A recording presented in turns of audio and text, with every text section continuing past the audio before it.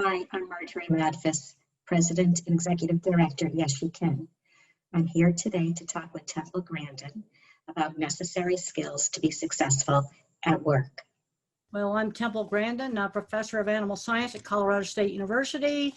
My last airplane trip was March 12th because everything has either been canceled or put online. Well, I'm so glad you joined. So we were talking about one of the biggest challenges is perspective taking and understanding that when we're working in a business, it's not necessarily about what your personal goals are or your personal values. One of our trainees was reluctant to take direction from the manager because she didn't want to dress a doll or sell a doll that wasn't wearing the original outfit. Right. And she was very concerned about authenticity. The interesting thing was, I mentioned this to a friend of mine who's an arts consultant, and she said, this young woman would be fabulous working at a museum because authenticity is so critical. And I thought, everybody's challenge in one environment is a benefit for another environment. Right. But Temple, you were talking to me about ways to coach through that perspective taking. And so I wonder if you could talk a little bit more about that. We discussed this before. First of all, I can't talk about this in generalities. Okay, if you talk about working in a museum, okay, original paintings, versus copies, that's really super important. But I have to know what the problem was. Okay, she felt very strongly about this type of doll being in its original clothes.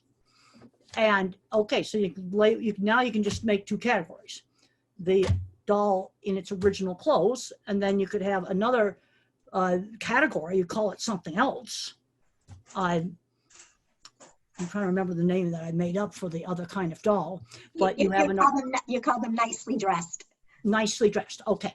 And so I have the original doll with the original clothes, and then I can have this other category called nicely dressed. And you see, then it doesn't violate her originality because we're not calling it the same thing. And I think, but in order for me to think up a way to deal with this problem, I had to know exactly what the problem was. I can't talk about this in abstraction. And then she, one of the things that she struggled with was, well, would a customer still want it? And in a museum, they may not appreciate it. But in a store, we're selling merchandise to people at a lower cost, and there's a certain expectation. And the goal of the business is to generate sales so that it actually funds our program. But it's a store, so we were struggling to explain that to her. But it's a store, but we still can't be lying.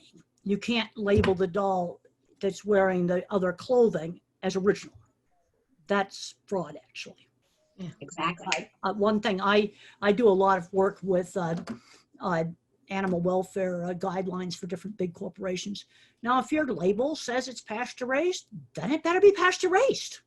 Yeah. Then, and I'm thinking of an example right now where I went in a store. We're going to keep the name out of it because it's a well-known store. And there were egg cartons in there of laying hens grazing on pasture in silhouette.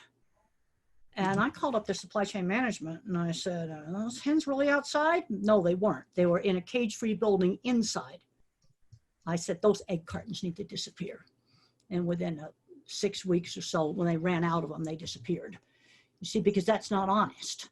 Yeah. You label the original, and then you can label the one that's not wearing the original clothes something else, and that's fine. Yeah. You're being completely honest. She's nicely dressed. You're not labeling her as original. So then you're keeping your ethics. Yes, and she definitely makes a good point, and we make a lot of effort we have hang tags on every doll, and we explain what's included, what's original, and what's not. Yep. That's truth in advertising. Mm-hmm. No, that's important. And that speaks to her integrity. I feel that, this is something that's so valuable. And a lot of people don't have that kind of same level of integrity sometimes, especially in the retail world, right? Like you were saying, it's about making a sale and it's selling something, but you want to be able to stand behind what you're selling. I get that. Exactly. We had another situation where one of our young women who was working was asked to change, to apply new processes, and they showed her the new process. And she really didn't want to do it because she felt she was doing it the original way, which she felt was the right way. All right, what is this process? You see, I don't even know what you're talking about. The process was scanning financial documents and then putting them in a binder, and then eventually the paper documents would get destroyed. So you had both electronic copies of some documents, and then you had some paper documents you kept for a certain length of time in binders. Right. This was a procedure. I have to know exactly what's going on here before I can visualize an answer. And then after a certain length of time, you shred those paper documents and just keep the electronic. So there was that was the procedure you started with. And there was a particular process by which she was supposed to organize all the paper documents before she went through the scanning process. And then that process was changed. And she was very rigid and adamant about following the original process. Part of it is saying, okay, the business, even though you liked the original version, all right, the business chose to make a different process, and they have their reasons. And they have their, okay, that's fine. And sometimes you've got to do things.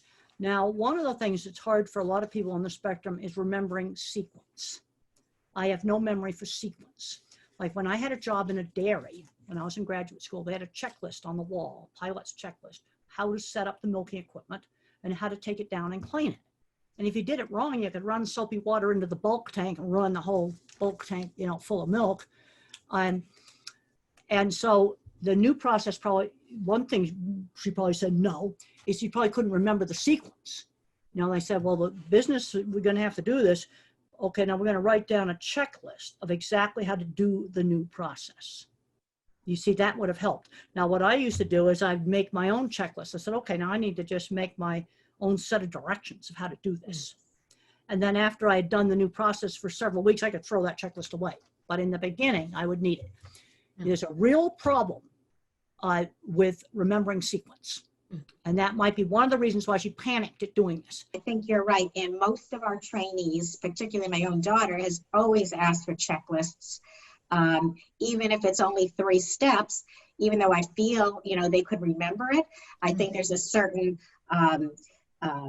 sense of control when they have their own checklist. Amy, you want to say something? For pilots, it's not optional. It's not just about remembering it. It's not just about remembering the steps, Marjorie. It's also the fact that one big task is very overwhelming sometimes, and if it is in those smaller pieces, it's easier to manage. So it's not about, oh, I have to do this huge thing. It's about I have to do this first one thing. All right, I got to tell you how they actually set up pilots' checklists. You can look them up online. There's things that aviation has learned about this. Okay, if you look up the checklist for little baby Cessna plane, it's like 10 things. But you look up the checklist for the Dreamliner, great big jet. I actually looked it up. What they do is they chunk the information, like pre-taxi, and there might be 5 or 6 things. Pre-takeoff. Then your next thing is when you get up out at 10,000 feet and you leave air traffic control or control. Yeah. Then there's another checklist. So they chunk it. And there might be 100 items on this checklist, but they're chunked into manageable bites of 5 to maybe 8 things. Yes. In each chunk on a complicated thing they've got to do. I think there's some things we can learn from aviation. Do you have any thoughts on helping businesses who we are encouraging to employ people with autism, thoughts on how to make them feel a little more comfortable that some of these kinds of adjustments are necessary and effective? Well, first of all, we're on a technology right now that's probably made by people with a certain degree of autism. What brings you tech? Mild autism. Because things and engineering and stuff like that's more interesting than social. A brain can be more cognitive, or a brain can be more social. But the autistic brain basically has tons of memory.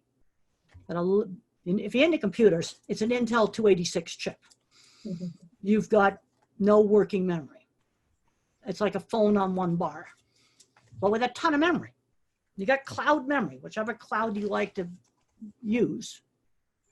Tons of memory. If I can convert it to a graphics file, I got tons of memory. And you need to explain to employers that for certain jobs, they'll take longer to train, but then they'll do it much better. You know, the other thing is that would probably help employers. I remember seeing I went to a disability conference, this really articulate blind guy got turned down for like 20 jobs to call center, customer support call center. And I think he should have gone in there and come in, just try me for 2 weeks, free, a 2-week trial for free. I only need one accommodation, the special software.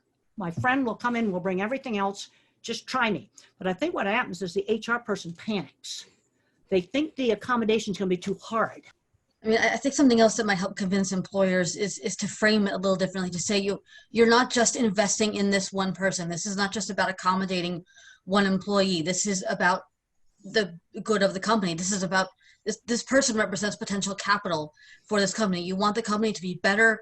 It's about good business sense and what it's going to do for the company. So That's right. So just a little bit more about some of the other young ladies. They have a variety of job interests. One is interested in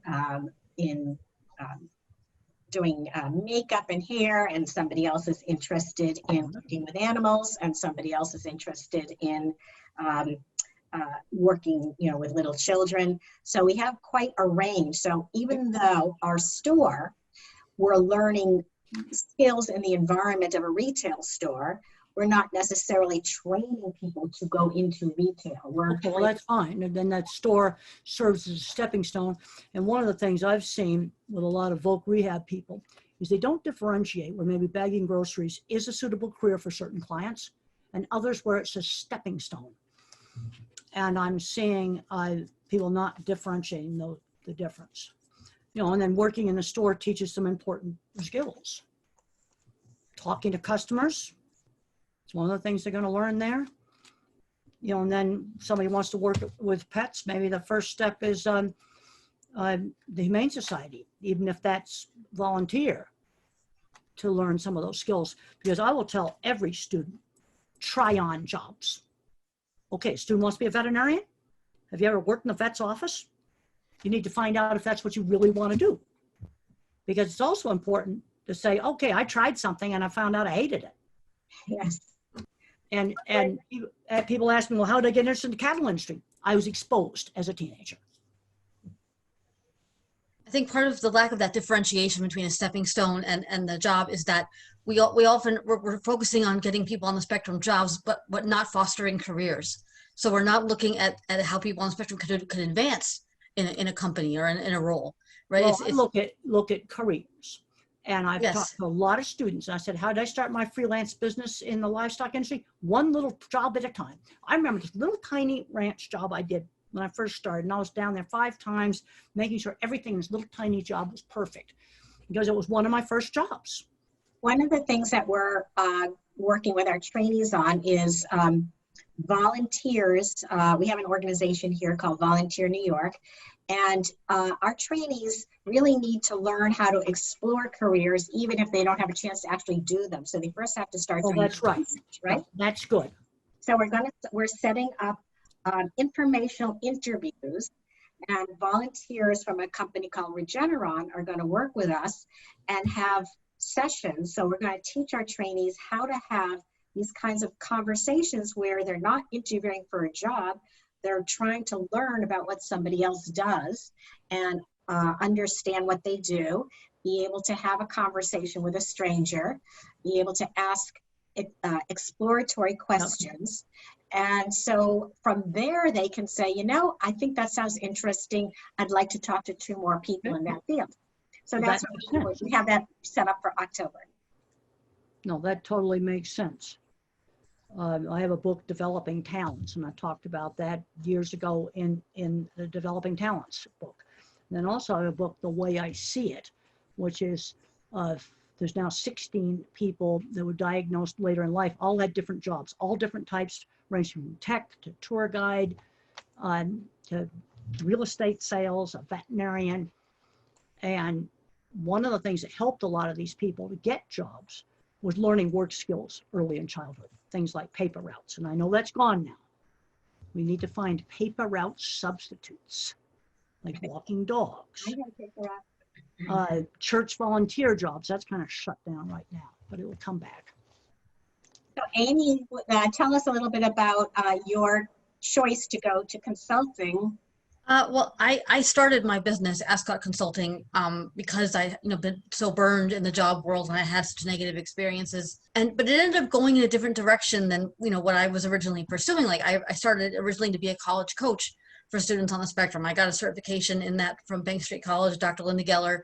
And then in 2012, I started doing presentations on autism and sexuality with Dr. Peter Gerhardt. And suddenly that was more and more in demand, and that's kind of taken over Temple. I started a job at Rutgers University in March, in the middle of the pandemic of all times, as a relationship coach in the Rutgers Center for Adult Autism Services. And that was not something, that I expected or that I was even looking for. Well, that's good. And the thing is, my consulting business evolved. Yeah. I originally thought I'm going to just do cattle, and I'm really glad I didn't call my company Grandin Cattle Handling. I fortunately called it livestock. And then eventually a person had a big pork plant came to me, and I got into pork. I'm glad my name wasn't cattle. The thing is that businesses evolve. Yes. And you can kind of change, and you kind of can change, and you go where the work is. We have this tendency, especially with people on the spectrum, that everything has to be figured out. We have to have, this is what you're going to do with the rest of your life. No. We're all, it's a journey. It's a process for all of us. Nobody has to have the whole life figured out by the time they're 21 and out of their high school program. And my job aspiration when I was younger was to write poetry in a cottage in the Italian Alps. That was what I thought I was going to do. But because I didn't see myself as being able to contribute to the world, I didn't think I had anything to offer. And luckily that began to change as I got older and my circumstances started to change. Well, and the same thing with me. I thought I was going to be an experimental psychologist studying optical illusions. That's cool. That's very specific. But the things I learned about optical illusions helped me with my livestock work, because the first thing I looked at was how cattle react to shadows and things like that. Right. And some of that, there's optical illusions that do some stuff with shadows. So my stuff that I learned in psychology actually helped me. Well, you sometimes got to kind of go where things go. Doors open, like one door may close, another door opens. And Yep. When those opportunities came up, like when the pork plant called me, I didn't go, I don't do pigs. I jumped on it. I think you make a really good point, because that's something we can think about for the trainees as well, which is that if they're asked to do something, they need to be able to think about how can I apply the skills I have to this, even if it's not specifically what I've already learned. That's hugely important. That speaks to flexibility and to being able to, do other things besides just this. One very specific. Because originally I just was going to do cattle feedlot. And when I did the pork, 75-80% of the stuff was the same. Mm-hmm. And then I did work for McDonald's with poultry. And even in the poultry, half of it was the same. Yes, there's things about chickens that are different than cattle. There's also stuff that's similar. I just want to tell you one thing with one of our trainees. Young lady named Miss Madison. She was training with us for a couple of years, and one of her favorite hobbies was baking. And so whenever there was an opportunity, she would bake and bring in her goodies, which were wonderful. And she finished her program and went on to another one called Project Search. And at Project Search, this was the one autism enhancement one, they're working at a hospital, and her favorite job there was working in food service, and her favorite part of that was working with the baked goods. So she just got a job, I heard, this week, working at a local supermarket in the bakery department. And yeah, very exciting. Just heard this great news. And we're so proud of her. And her dad wrote back to say, it took a number of steps to get to where she is. And she's in her early 20s, and this is where she's going to stop. But she had the skill training from our program. Then she had more intensive skill in a more specific environment in Project Search. And so I think these are good stories to hear from both of you about where you start doesn't necessarily mean where you're going to end, but those skills, you keep acquiring more skills. So I want to thank you so much for having this conversation with me and Amy. And thank you for having me. I'll send you a link to it, all right? Okay, great. Thank you for having me. I'm going to leave the meeting Bye. It now. was great seeing you.